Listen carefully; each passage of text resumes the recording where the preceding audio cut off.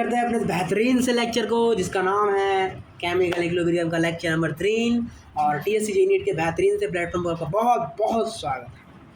अभी तक हम केपी केसी में रिलेशन देख चुके हैं, केपी का यूनिट निकाल चुके हैं, केसी का यूनिट निकाल चुके हैं और ये forward reaction, rate of reaction ये क्या होता है, रिएक्शन कॉन्स्टेंट क्या होता है, ये सब कहानी हम देख चुके हैं। चलिए एक आध कुछ क्वेश्चन दिए थे उनका एक बार डिस्कशन कर लेते हैं, एक आध क्वेश्चनों का। देखिए क्वेश्चन नंबर ये रहा, आपका कह रहा है आपके पास कॉपर है, एजी है, कॉपर है, एजी है और आपको रिएक्शन का इक्विलिब्रियम कांस्टेंट दिया है, केसी का वैल्यू दिया है आपको ये 2 × 10⁵, ठीक है। और रिएक्शन दिया आपको ये कॉपर एजी प्लस एक्वस है, सॉलिड है, कॉपर एक्वस और एजी सॉलिड।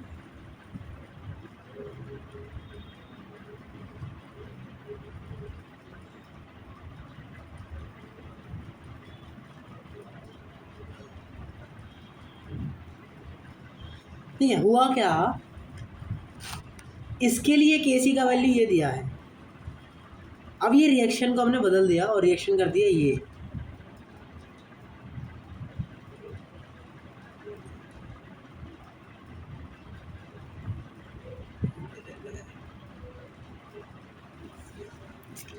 ये सॉलिड, ये +2 aqueous, copper solid and this is aqueous AG plus aqueous. तो हुआ क्या देखिए सर, एक तो आपने रिएक्शन को हाफ से मल्टीप्लाई कर दिया है और एक रिएक्शन को रिवर्स कर दिया।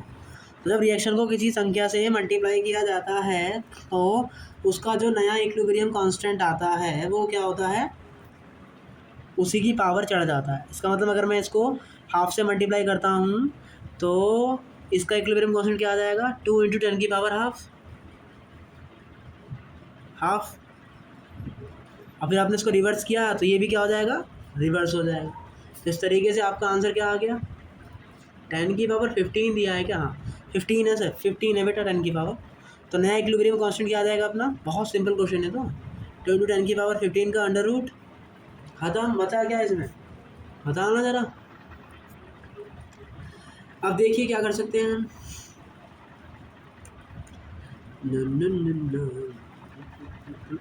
10⁻15 को क्या लिख सकते हो, अगर मैं यहाँ पे क्या करूँ,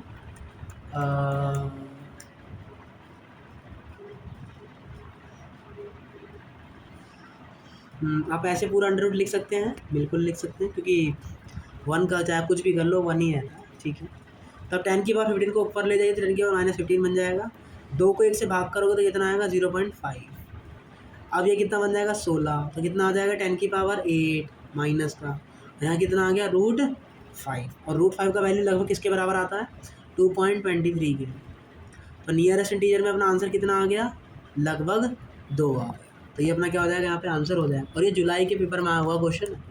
ऐसे ही सारे क्वेश्चन आपको क्वेश्चन में दिए थे, आप आई होप आपने कर लिए होंगे। अगर किसी में डाउट है you can ask in Telegram channel और ऑल्सो यूट्यूब चैनल। चलिए तो आज हम पढ़ने वाले हैं रिएक्शन कोएफिशिएंट के बारे में। देखिए रिएक्शन कोएफिशिएंट कोई इक्विलिब्रियम नहीं होता, किसी भी टाइम पर क्या बदलाव आ रहा है उनके रिएक्शन में, वो होता है हमारा रिएक्शन कोएफिशिएंट, जो कि किसी भी टाइम पे निकाला जा सकता है। वो इक्विलिब्रियम कांस्टेंट नहीं होता, वो रिएक्शन कोएफिशिएंट होता है। कैसे निकालते हैं, A gas, 2b gas, C gas and D gas, इसका रिएक्शन कोएफिशिएंट लिखिए। तो बस वही कहानी होती है। रिएक्शन कोएफिशिएंट का बस फ़र्क क्या है, ये किसी भी समय पर होता है, ये इक्विलिब्रियम वाले टाइम पे नहीं होता, कहीं भी निकाल दो आप इसे। तो जैसे क्या लिखेंगे, concentration of C, concentration of D and divide में कंसंट्रेशन ऑफ ए और कंसंट्रेशन ऑफ बी की पावर 2। तो ये क्या होता है, हमारा रिएक्शन कोएफिशिएंट होता है। यहाँ से महत्वपूर्ण बात क्या है कि रिएक्शन कोएफिशिएंट कभी के से छोटा भी आ सकता है, कभी रिएक्शन कोएफिशिएंट इक्विलिब्रियम के बराबर भी आ सकता है और कभी रिएक्शन कोएफिशिएंट इक्विलिब्रियम से ज़्यादा भी आ सकता है। देखिए रिएक्शन कोएफिशिएंट के से कम कब आएगा, जब इसका वैल्यू क्या हो जाएगा, ज़्यादा हो जाएगा। अगर सर इसका वैल्यू ज़्यादा हो गया तो इसका मतलब क्या है कि ये ज़्यादा टूटेंगे और ये ज़्यादा टूटेंगे, तो इसका मतलब रिएक्शन कहाँ जाएगी, फॉरवर्ड जाएगी। तो इसका मतलब क्यों, अगर के से छोटा आता है तो रिएक्शन कहाँ जाती है, याद कर लेंगे इसे आप, फॉरवर्ड जाती है।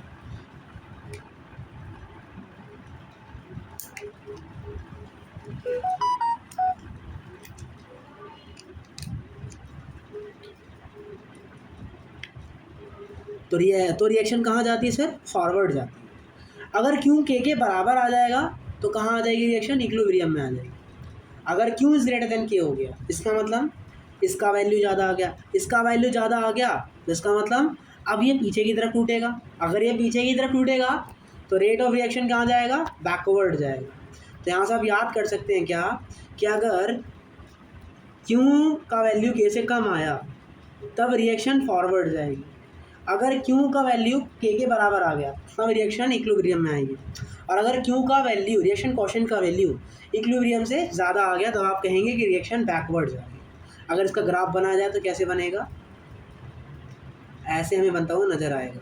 ये टी इक्विलिब्रियम है, यहाँ क्यू के बराबर आ गया और यहाँ क्या है, Q is less than to.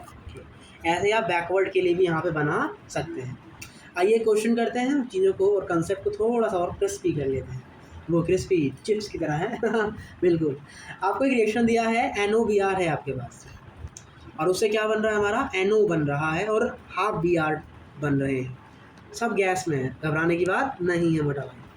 आपको Kp का वैल्यू दिया है कितना, 0.15 ATM की पावर हाफ, ठीक है।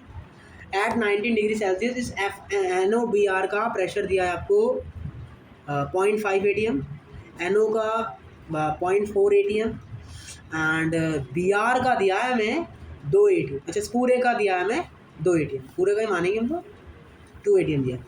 क्वेश्चन कह रहा है विल ब्रोमीन बी कंज्यूम्ड और फॉर्म, कि जो ब्रोमीन है वो कंज्यूम्ड होगी कि फॉर्म्ड होगी, ये आपसे क्वेश्चन में पूछा गया है। तो देखिए क्या करते हैं, अगर आपका Kp का वैल्यू रिएक्शन कोएफिशिएंट से ज़्यादा आ गया तो इसका मतलब है कि रिएक्शन बैकवर्ड जा फॉरवर्ड जाएगी। और अगर रिएक्शन कोएफिशिएंट का वैल्यू ज़्यादा आ गया Kp से तो आप कहेंगे बैकवर्ड जाएगी। तो अगर रिएक्शन बैकवर्ड जाएगी तो आप कहेंगे ब्रोमीन कंज्यूम्ड होगा, और अगर रिएक्शन फॉरवर्ड जाएगी तो आप क्या कहेंगे, ब्रोमीन बनेगा। तो समझिए कैसे निकालें, सबसे पहले में क्या निकालना पड़ेगा, रिएक्शन कोएफिशिएंट निकालना पड़ेगा भैया। निकालिए रिएक्शन कोएफिशिएंट। तो रिएक्शन कोएफिशिएंट क्या है, जैसे कंसंट्रेशन के लिए होता है वैसे ही यहाँ भी होता है। कंसंट्रेशन की जगह क्या लिख सकते हो, प्रेशर अपॉन में वॉल्यूम, प्रेशर अपॉन में वॉल्यूम लिख सकते हैं। देखो QC क्या होता है, कंसंट्रेशन के लिए रिएक्शन कोएफिशिएंट, QP क्या होता है, प्रेशर वाली टर्म के लिए रिएक्शन कोएफिशिएंट। तो अगर आपको Kp दिया है तो इसका मतलब क्या निकालना पड़ेगा, QP। और QP निकालने के लिए हम पार्शियल प्रेशर लेते हैं सिर्फ, इसमें और कुछ लेने की आवश्यकता नहीं, ठीक है। तो partial pressure of NO product का ना, पार्शियल प्रेशर ऑफ ब्रोमीन और उसका हाफ एंड डिवाइड में partial pressure of NOBr। Partial pressure of nitrogen monoxide 0.4 and bromine का √2 हो जाएगा, और NOBr का कितना दिया 0.5। सॉल्व करेंगे तो कितना आएगा 0.8 एंड √2 का वैल्यू कितना होता है 1.414। सॉल्व करेंगे तो कितना आएगा मोटा भाई, इसको 14 ही मान लो, तो पॉइंट हटाया, 14 × 8 = 112।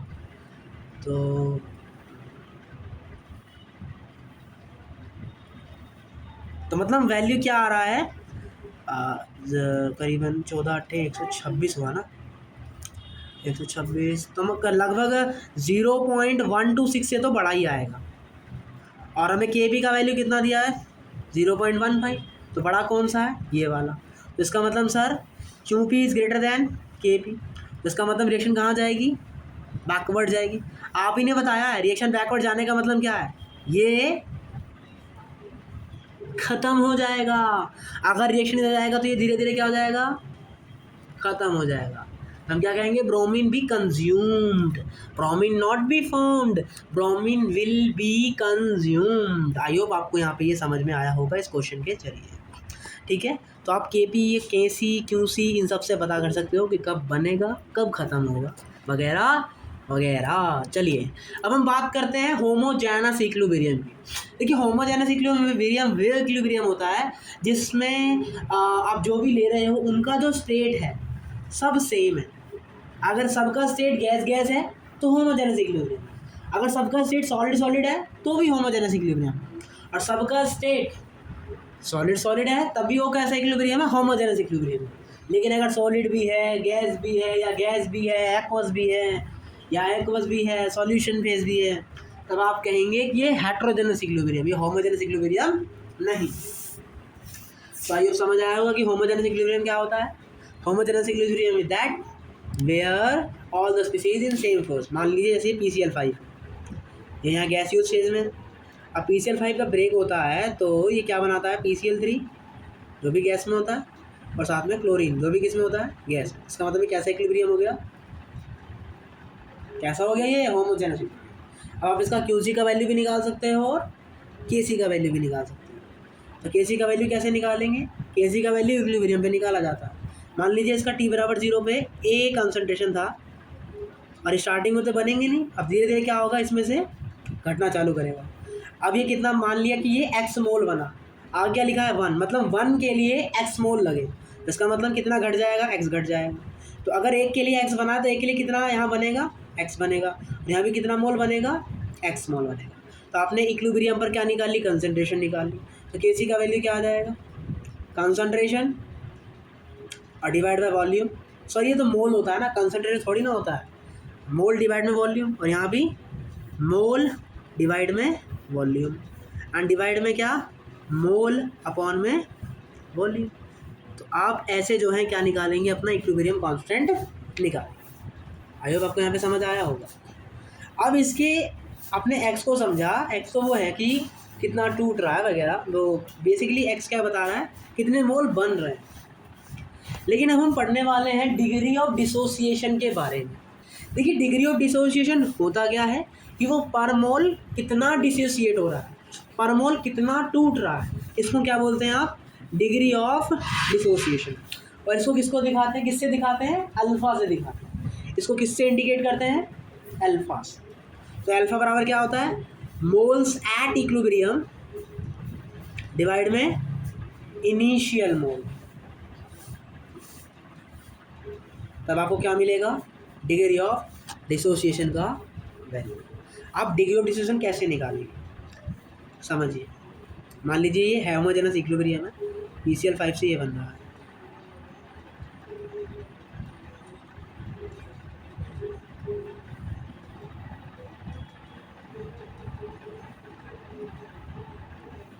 ठीक है।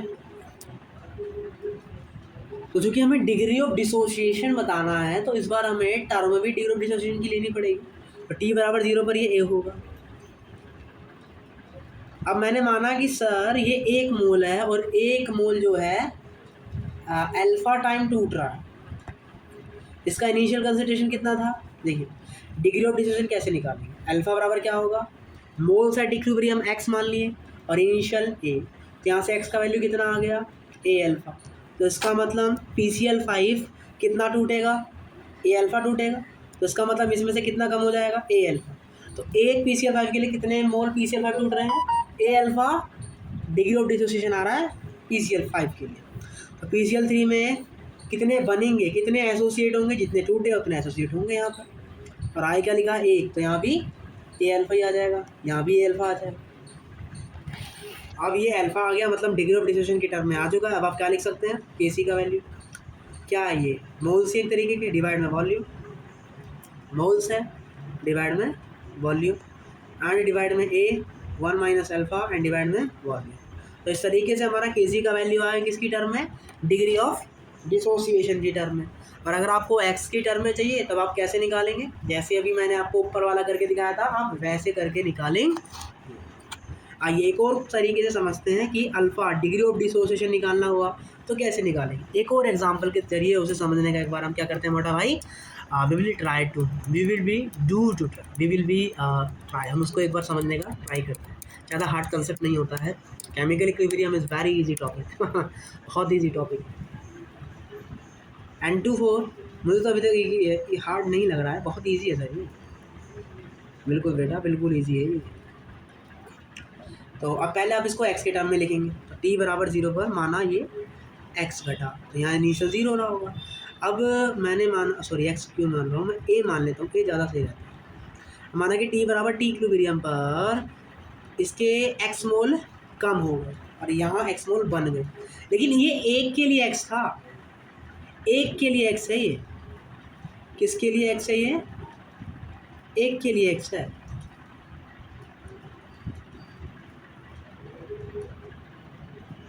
ये किसके लिए एक्स है, ए के लिए एक्स है सर, ये एक के लिए एक्स है। दो मोल के लिए कितने बनेंगे, ये 2x बनेंगे।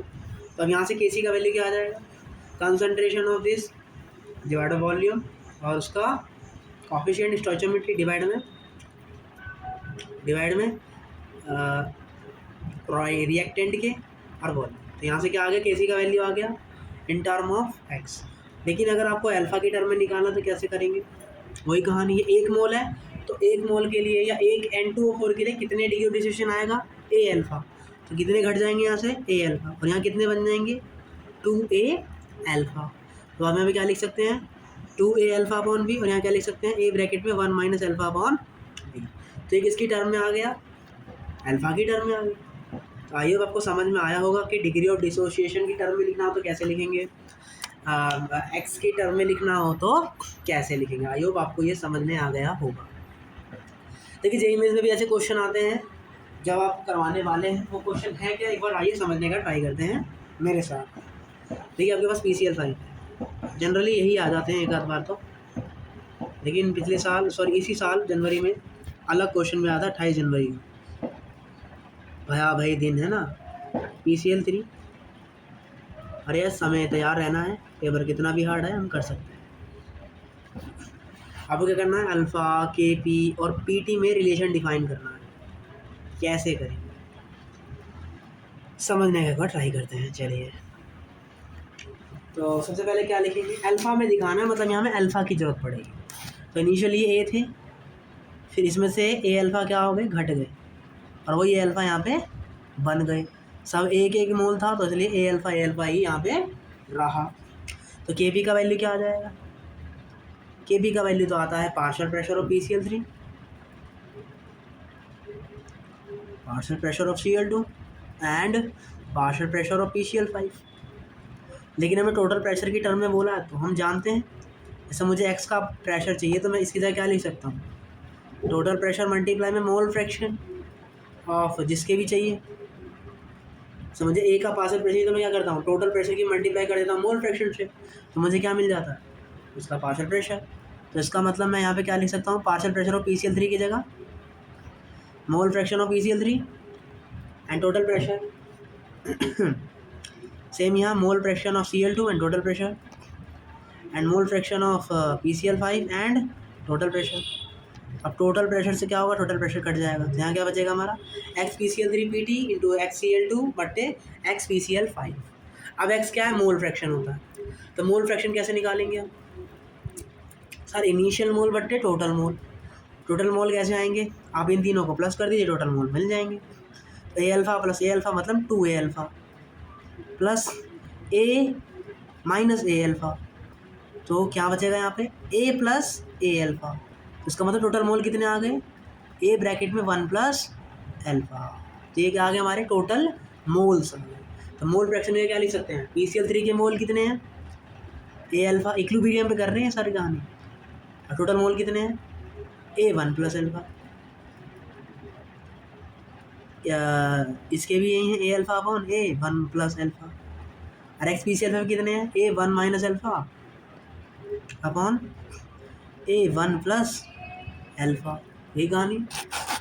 अब जो कट रहा है उसे काट दो, इससे ये कटा, इससे ये कटा, इससे ये कटा, इससे ये कटा, तो यहाँ क्या आ गया, alpha square upon 1 plus alpha 1 minus alpha into PT। अब ये क्या बन गया, ए स्क्वायर माइनस बी स्क्वायर। तो इसका मतलब ये क्या आ गया, 1 माइनस अल्फ़ा स्क्वायर और यहाँ PT।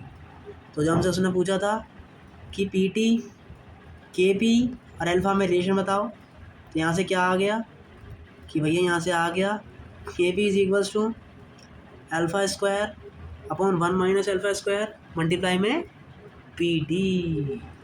तो इस तरीके से आप इन चीज़ों को यहाँ पे डिफाइन कर सकते हैं। और याद रखेंगे प्रेशर टेम्परेचर पे डिपेंड करता है, इसका मतलब के क्या है, टेम्परेचर डिपेंडेंट है, टेम्परेचर डिपेंडेंट है। के क्या है हमारी, टेम्परेचर डिपेंडेंट है। हम यहाँ से क्या बोल सकते हैं, के तो कांस्टेंट होगा, इसका मतलब 1 का जो भी डिग्री ऑफ डिसोसिएशन होगा वो एट ए टेम्परेचर 1 बराबर होगा किसके, किसी दूसरे टेम्परेचर पर जो डिग्री ऑफ डिसोसिएशन हो रहा है उसके। तो यहाँ से हम ये चीज़ बोल सकते हैं के दोनों के बराबर ही आएगा, और के क्या हमारी टेम्परेचर डिपेंडेंट है। आइए क्वेश्चन करते हैं, क्वेश्चन क्या कह रहा है आपसे समझने का ट्राई करिए। Question is asking to you at some temperature and under a pressure of 4 ATM PCl5 is 10% dissociated. 4 ATM पर जो PCl5 है वो 10% डिसोसिएट होती है। इसका मतलब अल्फा का वैल्यू कितना है, 0.1। परसेंट में चेंज करने के लिए क्या करते हैं, 100 से भाग दे देते हैं। The pressure at which PCl5 will be 20% dissociate. हमें वो वाला प्रेशर बताना है इस पर जो PCl5 है वो 20% डिसोसिएट हो जाए। इसका मतलब यहाँ पर अल्फा का वैल्यू कितना आ जाएगा, 0.2 आ जाएगा। तो हमने क्या पढ़ा है, अल्फा 1 का स्क्वायर 1 माइनस अल्फा का स्क्वायर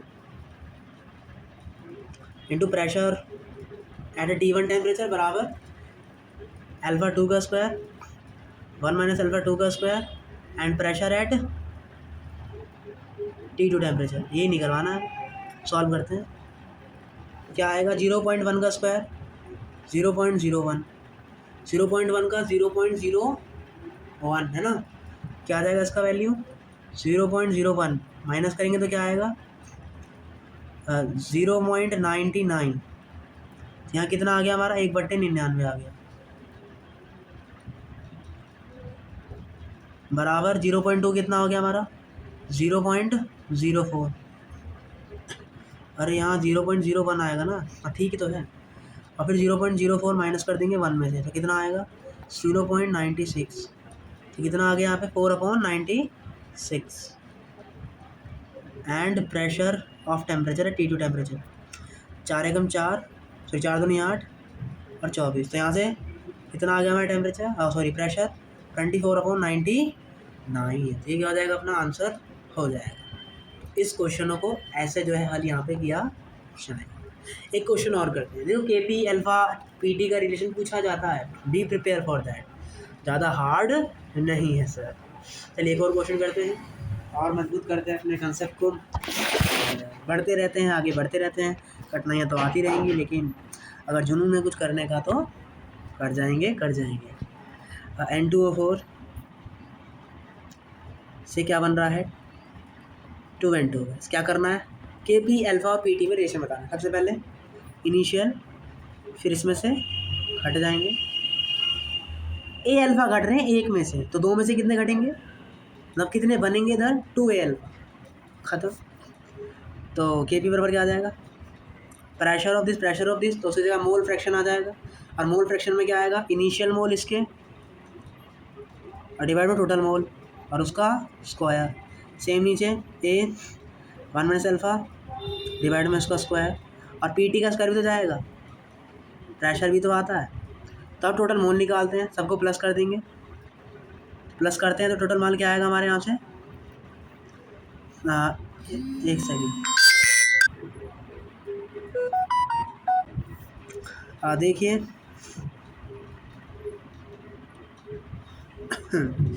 तो टोटल मोल निकालते हैं तो प्लस करेंगे दोनों को, कहाँ गया यार हमारा,